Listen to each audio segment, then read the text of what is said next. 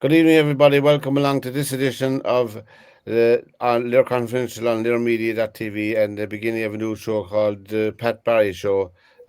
Just to show how egotistical I am, but I'm only just joking. And welcome, Paul Williams. You're very welcome to the show. Thank you, Pat. Paul, like myself, are supporters of, as we said before we came on here, the only democracy in the Middle East. That's the state of Israel, despite its flaws and all. And all human beings have their own flaws, whether they're in power or out of power, whatever. But the fundamental rights of a democracy and the fundamental aims of a democracy, they strive towards, Paul. And the press and the politicians here in Ireland, I think, have really, really let down themselves when it comes to the state of Israel. Yeah, I think it's approaching a level of psychosis at this stage, the way they're carrying on. Yeah. And I mean, it's in 1 week last week, Simon Harris. I was never his biggest fan. I think he's what do they call it? The Peter principle. You're gradually promoted to your level of incompetence, and he's at that level now. And every single day there was something about. There was a press release about Iran or Israel, and as if there was nothing else in the world to talk about. Yeah. And then there was a couple of weeks ago that we had the situation where there was reported that thousands of babies would die within 48 hours, which turned out to be completely untrue. That didn't stop 22 different TDs mentioning it in the Iron. It didn't stop our Taoiseach from putting it up on his TikTok or his Twitter feed, and none of them retracted it when it was found out by the BBC to be not true. Yeah, so it's prepared to believe the worst at any point in time. Yeah, that's the disquieting thing about it, Paul, because I had occasion on quite a few occasions, even to ring Clare FM about the discussions, the one-sided discussions they were having on their morning focus program, which was very, very disturbing to me listening to it, Yeah. They had some chap on, he's a member of the Palestinian Solidarity thing, whatever they are called, and you have the same voices spouting the same nonsensical rubbish for years, They have no solutions. The only solution they have is their anti-Semitic rants they have against the state of Israel, as far as I can see, And we had occasion to send emails to the Count Cola of the Dáil when he allowed people like Murphy and Barrett to wear what I would describe only as terrorist insignia in our Dáil, making their contribution, which is just abhorrent, It's not that they spout it; it's that it goes unchallenged. Yeah, exactly. Well, yeah, you're always going to get these people, but I listen to Pat Kenny regularly in the morning, and people come on, and he has this guy called Fawaz Gerges on, who's from the London School of Oriental Studies, or where he's from, and he's spouting. It's just a rant for 10 minutes, and Pat Kenny's an experienced journalist. He should know better.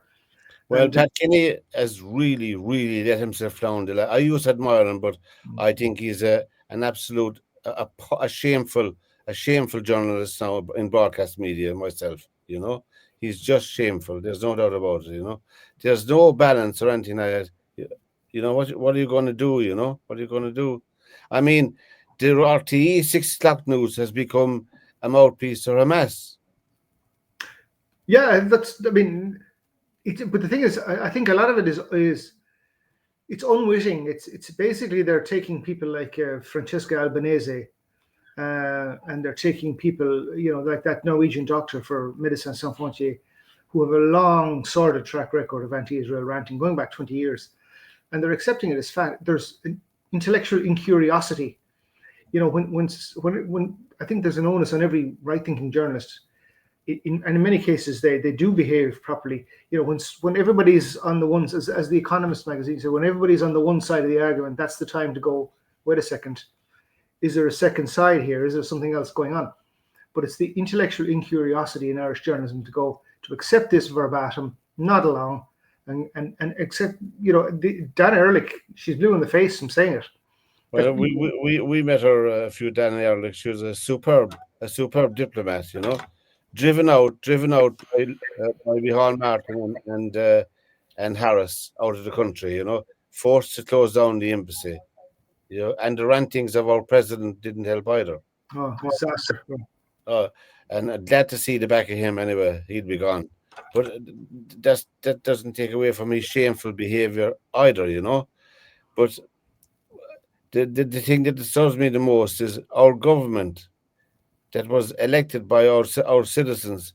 They certainly haven't been speaking on behalf of the citizens, and they were over in Brussels during the week. I know, did you see that? You know, they got no support for their occupied territories bill. Did you see that over? I saw that we're the only country in the world.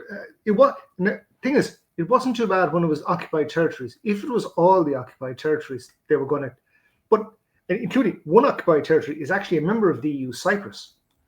And so, Ireland. Ireland has 6 counties occupied by the British government. Technically, yeah, but okay, I don't think they're going to go down that road. But I suppose you technically. But it is true. It's occupied by the British government. We're not allowed to rule it or anything. Same Ireland. But they've changed. They've changed it now. So now it's not even. They're not even pretending that they care about any. It's the Israeli Settlement Whatever Act.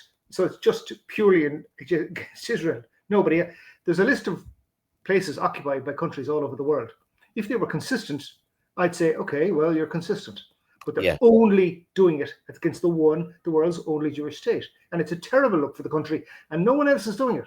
No other country is doing this. And I wonder sometimes why are they doing this? Why are they doing it?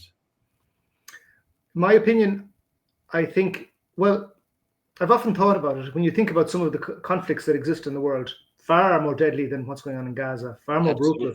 Yeah. And I think it's a couple of things. One, the far left and the far right have jumped on the anti-Israel bandwagon a long time ago. The far right and far left, because there are elements of anti-Semitism in there, and aided and abetted by Islamist elements. I mean, the Islamic world, hatred of Israel is basically rife. So these 3 elements have been pushing this agenda for decades. And I think the Irish, a lot of the Irish body politic, they tend to be reactive as opposed to proactive. I mean, they think this is an argument. They're going to run with it. It looks like a vote winner. And I think John McGurk, Gript Media, one of the few people who actually tends not to get swept up with the hysteria. He said it's very easy because it's something they can rant and rave about. They have no control over it. They don't sacrifice anything. So it's a sort of a guilt-free rant for the politicians to be seen on the right side of the fence. But there's nothing they can do. But as opposed to sort of, and even my son, I was dropping him to the airport, and it came on, and the very first item in the news last night was Gaza, and he goes, "Why are they talking?" And he's been in Australia. He said, "Why are they talking about Gaza? Is there nothing to talk about in Ireland?" But of course, if you talk about something in Ireland, then you have to do something about it, and it's within your power to do something about it. Yes, and you have to be held accountable. I know that word is a bit too big for most of the politicians. The word accountable, but Simon Harris should well remember, being the leader of Fine Gael, that party was founded by Eoin McNeill, as you know, one of the brown shirts, you know, one of the admirers of Adolf Hitler, you know. So it's no surprise that we'd have a party owing their origins to that historical fact that they would be acting like this, you know. I wouldn't know. Well, I don't think Simon Harris goes back that far. I don't think he just. I just think Fine Gael as a party, supposedly a centre-right party, I think you could put a cigarette paper between them and Social Democrats at this stage. That's true. And I think they've essentially the NGOs that seem to dictate policy in this country basically have the ear of the government, and they go along with it because they think this is the vote winner and this is the way, you know, this is how they should behave. This is what they should do. And Fine Gael is just no different from any other party in that respect. Well, apart from the loony left, Paul Pot Murphy and Richard Boyd Arafat, who basically they have their own agenda. They don't care what anybody else thinks of them. No, they don't. You know. And Paul Murphy made a complete fool of himself going to Egypt. Yeah. And did you see all the social media commentary around him? You know, they set up a fund for Egypt to keep him there. You know. I saw that, yeah. A phantom fund. I thought it's very funny, but unfortunately, they let him go. Of course, Paul Murphy doesn't know what a woman is, and he doesn't know what sex his child is either. You know, I Well, mean, he does. He does, but he just won't tell the kid. no, yeah, I know, yeah. God, I think there's a case there really for child cruelty. I don't know, maybe there is. I don't. You wouldn't know really, you know, with him. But I mean, how did we get those people elected? You know, I mean, Fine Gael and Fianna Fáil, the latest homeless figures are horrific to say the least of it. And as you said, the first item on the news is Gaza. Mm-hmm. You know, and nothing about the homeless figures. I think the homeless figures in Ireland is around 50,000, not 20,000 myself, you know, because they don't count the people who are couch surfing, you know, who are sleeping in their friend's house or who are getting a bed for the night. They're not counted in the figures, you know, the homeless figures. And No. there's many and many, many, many of those around. Even in our own county of Clare, you know, it is very, very serious, you know, and there are no houses being built, but we sent 20 million recently to Gaza, you know, with medicines and all, you know, and I think, yeah, the housing issue is. I think there's so much written about that, and there's so little done. yeah, That's what I can't understand. I mean, we're told it's an emergency, but there doesn't seem to be much emergency sort of activity really. Every so often, I mean, someone comes on and says it's terrible, and we're building this, that, and the other. I mean, they're not really. I mean, things that you read in the paper, suggestions that people give. Michael McDowell, for example, has written extensively on this, yeah. and he's come up with ideas, and none of them have been taken on board. I mean, I grew up in a time when local authorities built thousands and thousands and thousands of houses, you know. And we were poor. Why? Yeah, when we hadn't, I said, an arse in our trousers, but they don't do it now. No. I wonder why. And there was money allocated, apparently, from central government to all the county councils to go on and build and claim back empty houses into the housing stock. I mean, you look around the towns, Kilrush, Kilkee, Shannon, where I live myself, you can see all the empty houses every day you go out walking. Of course you can, yeah. And they're there for years and years and years. The apathy that's around is frightening to me anyway, you know? It's frightening. Look, last year Clare didn't put any, as I recall, in the Clare Champion was one of the local authorities that didn't actually levy any vacant site levies in the whole year. I mean, you and I mean, I can go outside my front door, I can walk around the town, I can show you vacant sites. They've been there for years. Yeah. And the thing is, I've lived in other countries in Europe. I've lived in France, lived in Poland. In France, there's no way they tolerate that. I mean, No. if you leave something, something has to be done about it. And if they don't, they come after you, and they just don't have a sense of humor about it. No, they don't, and they have a good, robust, and you can see why their towns and villages are beautiful in France. I'm talking about now in France, and I was never in Poland. In Poland, I dare say as well. You know, it's a clean country. I have a nephew living there. You know, it's a clean country. You know, and I don't know, Paul, what is the long-term answer for it? Myself, I don't know at this stage. You know. I to be honest, the starting point would be making. I think the planning laws need to be reformed. I don't think there's any doubt there. Everybody has said it. It needs to be much easier to build buildings.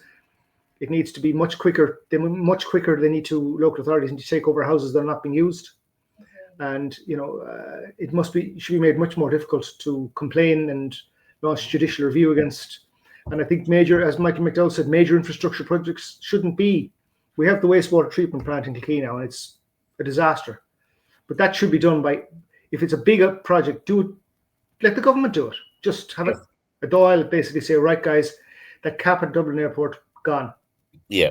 Yeah. And none of this. It has to go to the local authority, then go Planola and la-di-da-di-da, and it takes years. I think there's a certain. Ireland has become a country that's certainly it's process driven. It seems to be always every T has to be crossed, every I dotted. It doesn't need. You don't have to tell me, Paul. I'm a retired civil servant, and what went on would you could write you probably win Pulitzer Prize a Friday a book on it, you know, because people wouldn't believe it. What goes on for progress. getting back to Golda Meir, you mentioned her there. I saw the film Golda with Helen Mirren, Oh yeah. and she played her. I think she smoked too much in the film. And I know Golda Meir herself was a chain smoker, but I don't Oh, think she she was. smoked. I don't think she smoked that much, Anyway, every frame was filled with smoke, cigarette smoke. But she said, "You expect us to negotiate with people who want to kill us, whose only function is to annihilate us as a country, as a people." And the same sentiments were expressed after the horrific attack. They expected Israel to have a ceasefire and surrender to Hamas. And I said, if they had a ceasefire, who will they talk to? A terrorist organization who wants to wipe them and the country, obliterate them off the face of the earth. I mean, it certainly did not make sense to me, And yet, this was a constant mantra on our reporting media, both print and broadcast media in Ireland as well. It's interesting that the genocide, so-called genocide case by South Africa, the South Africans started using the word genocide almost a day or two after the October the 7th. Yeah. Complete nonsense. Nobody, as far as I'm aware, have highlighted the fact that Hamas and Hezbollah are very, very clear. It's not about setting up a Palestinian state. It's about destroying Israel and killing as many Jews as they can get their hands on. And Hamas have been clear on that. Hezbollah have been clear on that. We saw the three idiots who call themselves NICAP after Hassan Nasrallah, who was thankfully dealt with in the proper way by the Israelis, reading his book, his memoirs, the sayings, where he makes it clear his hatred for Jews. He's not interested in the Palestinians. He just wants to kill Jews. Yeah. And the Israelis have finally taken action against Iran, who have been bankrolling and funding this and training people.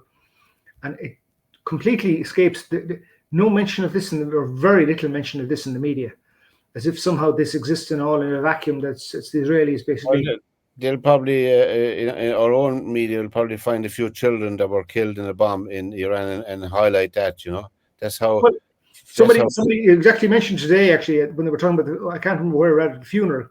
They had a big funeral in Tehran, which was nuclear scientists and military commanders. And then there were two children also involved, now, obviously, one is sympathy for children dying. It's nothing to do with them.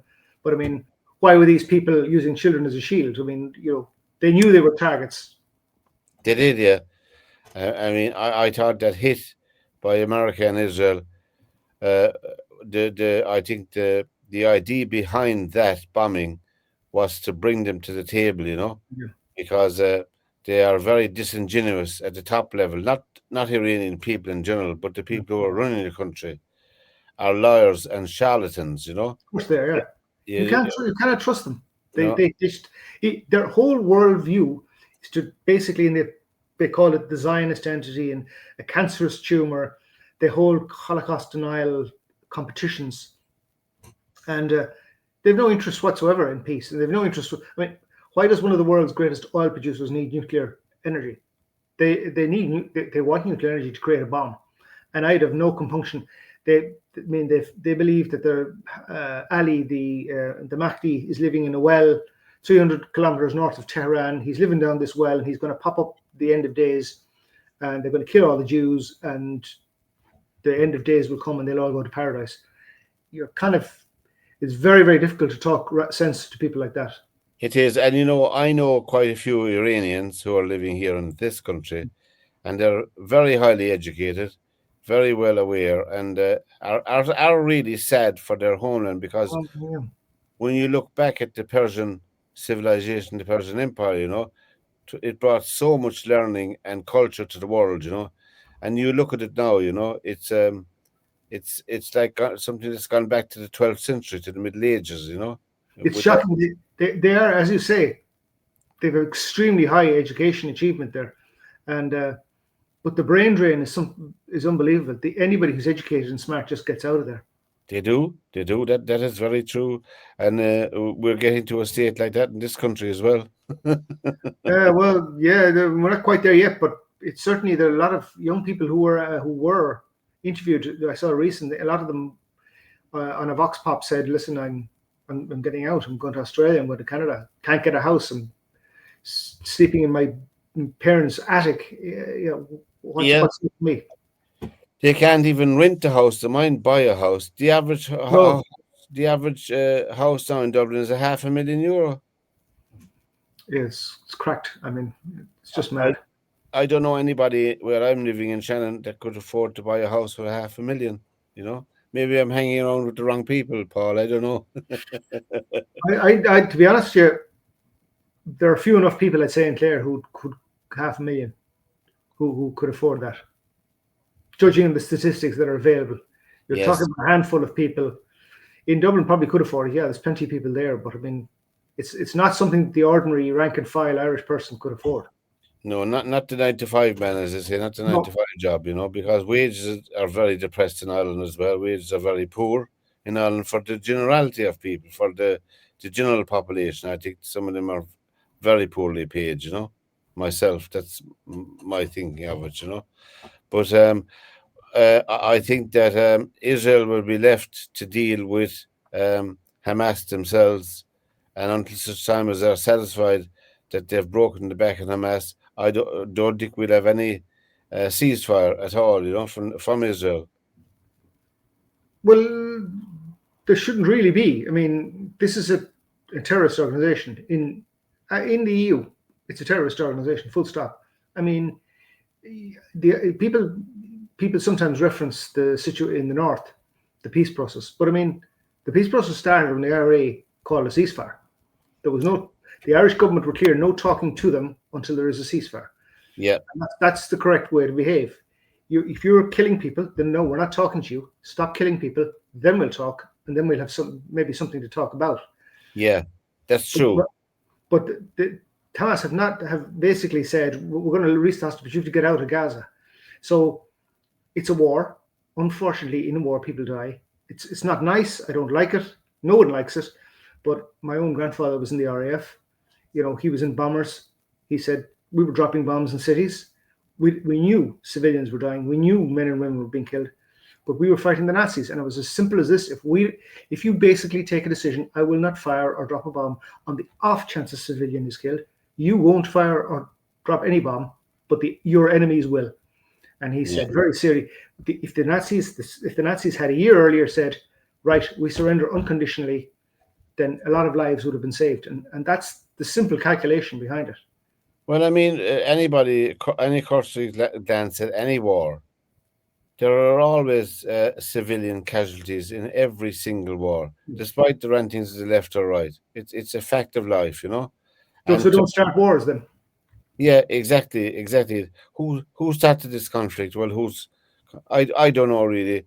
I mean, the people who are regular contributors to forums on radio and TV don't know or don't inform themselves of the history of the whole area, No, they don't.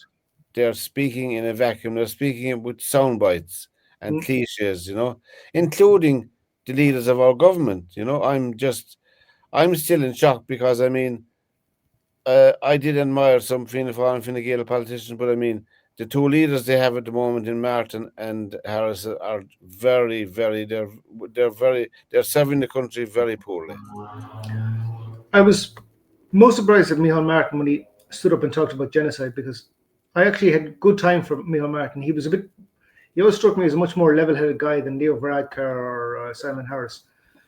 But he is using that word for which there is no, in my opinion, no basis to use the word. None whatsoever.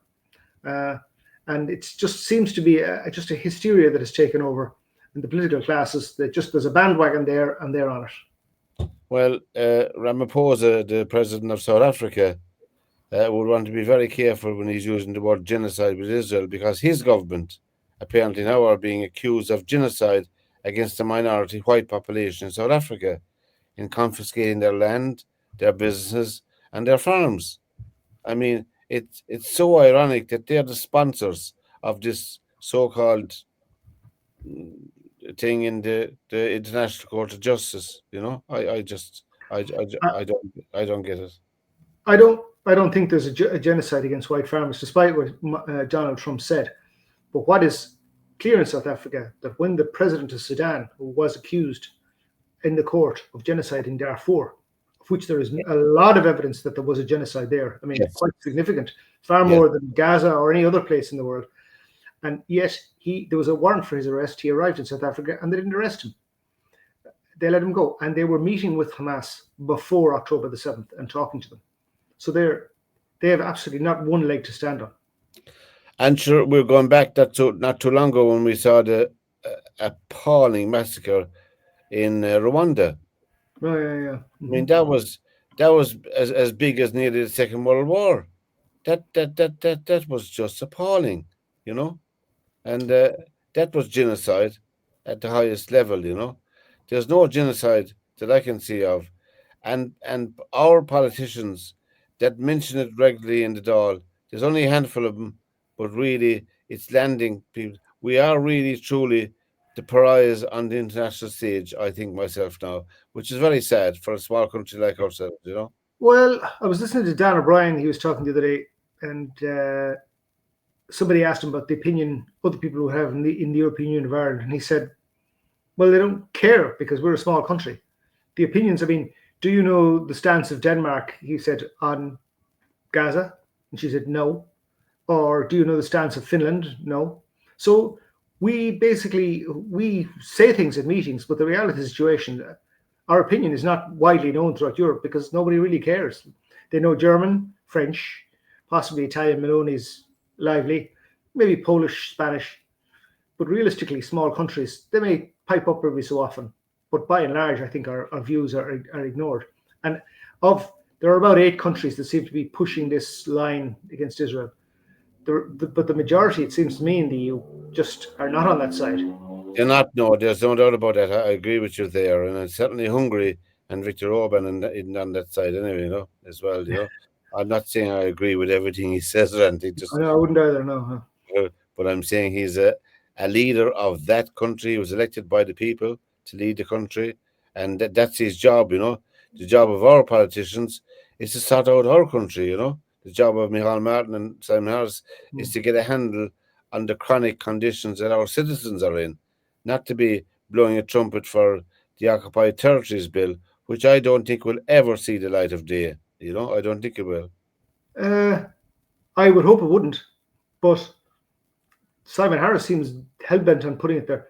Now, I think probably they'll put it through, but it'll be so meaningless and so toothless that it'll just be symbolic, that really there'll be, you know, nothing will be done about it. They really couldn't push it through. I mean, there's no way you could push through something like that and in straight face head over to Washington or Berlin or places like that. I mean, just the country would just look like a what would you look like? You're going to pick on the world's only Jewish state for a bill ostracizing them? I mean, it's nonsense. To set us back hundreds of years. Now, if they wanted to do something, I mean, I'd have no problem sanctioning the extremists in the government, the far right, Ben Gvir, what's it called, Smotrich, whatever. I mean, I have no problem sanctioning these people. These are not good people. They're not nice people. They're racist. They're fascists. That's fine. That's something that should be done with any country where you have people who are extremists. But to basically pick out the country as a whole, that's problematic. It is, and there is no need for it. You know, I mean. When Martin and those people utter their slogans and cliches in Dáil Éireann, they should be mindful of the tiny Jewish community that lives in and works in this country. They should be very mindful of them. They're a very beleaguered community, and students as well, Jewish students who are studying in colleges. They should be very mindful of them because the only solace or protection they had up to recently was their embassy, you know. And then, of course, they forced the embassy to be closed. Their only protection and safety that beleaguered Jewish community has. And they are a very small community. People should realize that, you know.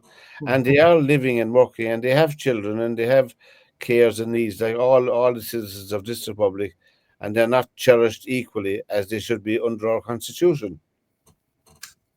Ironically enough, you hear people droning on about Irish anti-Semitism. There is a forest in Israel named after Eamon de Valera, and he actually put protection for the Jewish community in our constitution in 1937, which was highly unusual at the time because in the 1930s there was anti-Semitism was everywhere.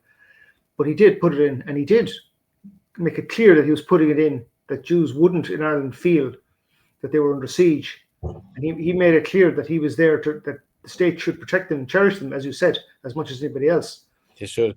I mean, you're right about putting something into the Constitution is very well meritorious, but when you don't act on it, it's a meaningless. A meaningless sentence. I would say, Pat, I don't think there's a lot of anti-Semitism in Ireland. What I think happens is Irish people end up parroting anti-Semitic tropes and sayings, and without understanding. I mean, my own personal opinions. There were two members of a certain, I think it was the Green Party. They were talking. They had this link, and they were talking about the Rothschild bankers. And I said, like, the Rothschild bankers, a dog whistle. I mean, the Rothschilds were Jews, famously. Yeah. And I said, now the both of them. One of them went, "Oh God, I didn't realize this," and took it down. The other one plowed on ahead and didn't care. And you hear Simon Harris talking about. He says, "There's a war on children." Now, this is, of course, the old blood libel about the Jews are out to kill children, and they're killing children, deliberately killing children. And every time he opens his mouth, he's talking about children. Now, I don't think for a second he's an anti-Semite, but he's parroting Hamas-inspired propaganda unbeknownst to himself without sitting down and thinking about it. And that's what happens in a lot of cases in Ireland. Yeah, we have forum in this country, though, against Jews. We didn't take any Jews in the Evian conference. We refused to take Jewish children into this country. De Valera went up to Hempel, the German ambassador, to sign the book of condolences on the death of Hitler. That was not a good look on the world stage. No, it wasn't. But I don't think we should beat ourselves up about that, because the sad reality is most countries didn't accept Jews. That's the problem. In Portugal, for example, when Hitler died, they flew all the flags at half-mast because they had been providing the Germans with weaponry and stuff. But That's we true. were not. That's very true. And Sweden the same way, as far as I know. And here's the thing: that one of the letters I wrote, which I think Mary contacted you, she asked me about. Come on, when I wrote this letter in the Irish Times, people talk about international law, and the sad reality is most Europeans refused to help Jews when they needed help the most. In most countries, with one or two exceptions, and that's the problem that sticks out for me. Not any one country. But when people start shouting about the Jews, well, you're obliged to do this and you're obliged to that. Well, you didn't help us when we needed help. Now you're coming down on us because we're defending ourselves. That's true. You did. I totally agree with you. Angela Merkel was chancellor for 14 years. Yeah. How many times did she visit Auschwitz in those 14 years as she being chancellor of Germany? I don't know how many. I think she should have gone every year myself. Once she went. I'm not saying she's anything. I'm just saying, actions speaks louder than words, as we know, Mm-hmm. And that's it, And I think that as a country, as a small country, one of our primary focuses should be to support and protect other smaller countries than ours, with positive influence, not with this negative rhetoric and cliches that we're ridden with at a political level in this country, I think Ireland, one of the positive things we could do, I think Europe owes Jewish people a debt. I think what would be a great idea if they said, right, if you allow a Palestinian state, we'll let you into the EU. So Israel would be part of the European Union, and you would then have some sort of Palestinian state next door. I think something like that would be a useful step to take to basically, help Israel at the same time help the Palestinians. Well, I think that the Gaza Strip and the West Bank, there's never going to be a Palestinian state, in my opinion. Mm-hmm. The Gaza Strip and the West Bank should be made a United Nations protectorate, and all the Arabs that want to live there can live there, and if they want to leave, they can leave. That's the only way we'll have a permanent peace. Not permanent, but you have a chance of peace, in my opinion. I've thought about it a lot, I think the problem you're going to get with that is that then you're still left with the agitation for Palestinian state. You're still left with Israel being portrayed as the bad guy, and it goes on and on and on. I kind of agree with you that it's unlikely to happen soon, but I think some sort of state is probably albeit a state that would be disarmed, will not be allowed to, with security guarantees from the surrounding Arab countries, which Saudi Arabia has already offered. They say Yeah, there's no Muslim country on the planet that espouses democratic principles of living. Most of them are not democracies for sure. Yeah. No, they're run by families and potentates and despots. That's the reality of it. You know? Probably one or two exceptions. I think Indonesia is probably an exception. It's the biggest Muslim country. Yeah, It is a democracy, not exactly Western style democracy, but they do actually vote for their leaders. I take your point. They can vote every couple of years, but at least they have the foundations. There are a few who have the foundations, but obviously, if you're dealing with Arab countries, I mean, most of them are not democracies and anywhere near it. No. So that's why I think there'll never be a Palestinian state. You know, Palestine will be in a state, but there'll never be a state. And I think that the sooner the United Nations face up to that reality and make the Gaza Strip a protectorate and make the West Bank a protectorate under the United Nations with all the accoutrements of a country, then maybe slowly but surely people could live up to that, you know. How would that work? How would that work, though? What would happen if it was a protectorate? Well, I mean, the United Nations would run it, would run the country. Sure, they're doing it. They're running Palestine anyway with all the free money they give them. They're running it anyway, you know. Sure, I mean, you know, Palestine, if you want to call it Palestine, Palestine was made up by an Egyptian Arab called Yasser Arafat, the PLO. And he died a multimillionaire from the United Nations money, you know, as in Paris. Yeah. And he was the leader of the PLO, so to speak, you know. And you saw what they rejected every single offer of setting up a state, or they rejected everything. They said no to every single move that Israel made down through the years, you know. Absolutely. I mean, Arafat and Menachem Begin came to Camp David in America. Even do you remember that? Yeah. And they had what's his name from Egypt, who was assassinated after Sadat and all were there on board, and they said no. They said no. I mean, really and truly. But the aim was to destroy Israel. They had no intention that the Palestinian state is secondary consideration. Yeah, I had no. After that, I'm old enough to remember the 67 war and the 73 war, you know, and really, I don't think there is any hope ever of having a Palestinian state in my lifetime. That's my opinion, you know. I've thought about it long and hard, and I cannot see that. Trinity College is another area where there's it's an institution that is abhorrent as an education institution, you know. Well, what I understand, a report was provided, went to the board. The board did not disseminate the report to the rest of the university because it was Dr. Jane O'Mahony was the name of the person who wrote into the Irish Times. She said, I never got sight of it, and they've decided to cut ties with Israel. And I wrote a letter which wasn't published, and it highlighted the fact that Trinity College is proud of its links with China and intends to deepen these links, and they have student exchanges and they have links to the university. And I'm thinking, how can you have links with China and be proud of it and cut off links with Israel? It makes absolutely no sense. There's no consistency in that at all. Well, I think it's reflective of the rotten people at top. They're rotten like rotten apples in a barrel at top that are running the college, you know. Really, there has to be accountability on them, you know, on Trinity College as an institution, you know. They've besmirched the whole area of education in Ireland, in my opinion, you know. There's not enough highlighted about it as well, you know. They have a lot of powerful friends in this country, we know that. But I mean, really and truly, the Primetime Investigator could do a lovely program on that. Fat chance of that. But they could, and they should. They should. I mean, they're making an absolute fortune out of the Book of Kells, I mean, a fortune and income in the Book of Kells. I think the Book of Kells should not be in Trinity College, No. not be in a cesspit like that. I think the Book of Kells should go back to Kells and be housed there and revitalize the whole area with tourism and all of that. And learning.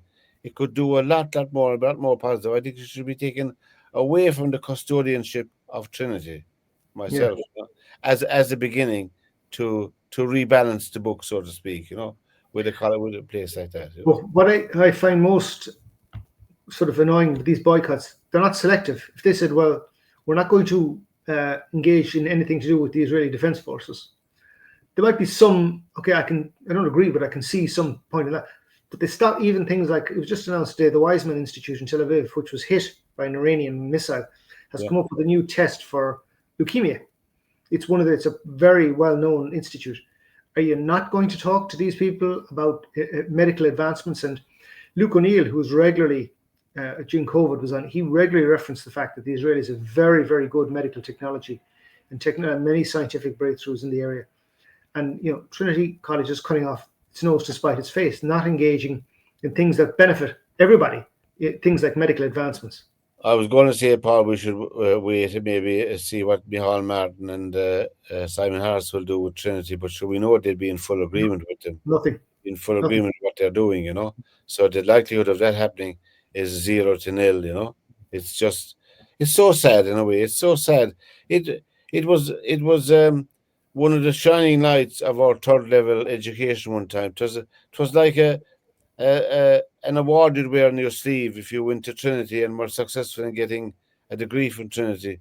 But now it's just a cesspit of ignorance and backwardness and all of that. For an institution like that, it's so bad, so sad in a way. Yeah, I'm afraid this boycott that they've done isn't doing them any good. I mean, I just don't see the point in it. Boycotts, they keep referencing South Africa as an example of a boycott. It's not in any way the same thing at all. It's not. No. And I just think, to not talk to another, as well as that, the universities in Israel tend to be left-wing places. They tend to be very anti-Netanyahu. So you're actually refusing to cooperate with people who would not be in agreement with Netanyahu's policy, and in fact would be very much against the war in Gaza, who would be very much pro helping, meeting the Palestinians halfway. But there's no differentiation between who is and who isn't on what side. It's just, we're just not talking to Israel, full stop. And what makes me shout at the screen sometimes is when they say that Israel is an apartheid state. No. It's the most nonsensical nonsense I ever heard. Muslims have more rights in Israel than any other place on the face of the earth. Well, Arabs certainly do. I mean, if you're an Arab in Israel, you have full rights. You don't have in any other Arab country. Exactly. You can run for office. Yeah. You can be a judge. You can be a solicitor. You can be a businessman. You can be anything you want in Israel. Yeah. And there's a whole heap of people. I mean, the Jews are becoming a minority in their own country, but that's no bad thing. I'm just saying that it's a vibrant, fantastic country, a vibrant, fantastic country. There's no doubt about it, And if anybody ever likes drinking coffee, I suggest they visit Haifa. It's just really, yeah. If you walk up from Ben Gurion Avenue up to Mount Carmel, up that street, I forget Ben Gurion Avenue's name. There's some absolute wonderful coffee shops there. My daughter worked there for a while. I was there, and it was just the smell of coffee in the morning would lift your spirits, and the sight of walking up to Mount Carmel would add to it. Well, anybody, when this is all over and done with, I suggest you go to the Holy Land or go to Israel for a rejuvenation of the spirit, as they say. Well, I intend to, once I get a chance to, in the next year or so, hopefully when things calm down, I intend let me know. Let me know. I'll go with you. I'll show you all the things.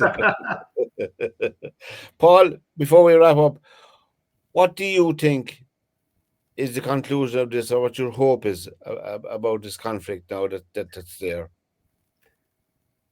I'd like it to stop, is the first thing. People dying is helping no one on any side. I think what should happen is, if anybody asks me, I give the example of Paul Pierce in the 1916 Rising. After a week, he said, "We have to surrender. If we keep fighting, civilian casualties will mount." That is what a patriot does. A patriot doesn't hide behind women and children and then get killed on their behalf, which is what Hamas are doing. And we all know that. Yeah. So what should happen? Somebody should knock some sense. I don't know who, but hopefully some of the Arab countries and say, look, release those hostages, hand back the dead bodies, surrender. We'll make sure aid gets in there. We'll make sure there's no vindication, and hopefully we'll move forward. We'll arrange something to try and get this from stopping. The second thing is, I think some of the more extreme settler elements in the West Bank need to be reined in, because, I mean, they're not helping at all with what they're doing. There's enough right on Israel's side. They don't need these people, basically, who are an isolated fringe group. They're not the mainstream in Israeli society. An isolated fringe group acting like thugs is not helping either. And I think people are very synaptic. It's the cause du jour now for Gaza. 6 months' time, it'll be something else. People will move on. And people tend to be, if there's some good news coming out, I think that'll change the framework big time and change the position of people. And Simon Harris will go on to sending out press releases, I don't know, in Greenland or Chile or something else will cross his desk. And hopefully then we can get back to some degree of normalcy. You're never going to get rid of the haters. They're going to be there. They will, at every turn, they're going to be doing something against Israel. But most Irish people, they will generally shrug their shoulders, hopefully in 6 months' time when this is all calmed down. Yeah, I agree with you there, and I totally agree with what you said there, all of that, and I think that we need the thing to stop. Mm-hmm. You need to put a stop to it and listen to people, and I really think there's a decency, there's an inherent decency in our own communities, human decency, yeah. and what we've been fed all along is the fringe element who dominate the media, The hollow can makes the most sound, as we know, Mm. And so that's what we've been listening to since this conflict began, Yeah. But people shouldn't forget how it began on October the 7th, No, and when people say, but it didn't start then, and I say, yeah, it didn't. It started way back when basically they've been attacked time and time and time again. Israel has been attacked. If you stop attacking them and agree to let them live in peace, all this stops tomorrow morning. Paul, I appreciate taking your time out of your Saturday night. No problem at all. This chat, and hopefully this will be one of many that we do down over the next couple of months as well, and we'll monitor to see how this is happening. We'll keep an eye on our fringe politicians as well. Right. All right, Paul. Thank you very much. Thanks, Pat. Thank you very much indeed. Pleasure. Thank you for your time, and from this edition of the Pat Barry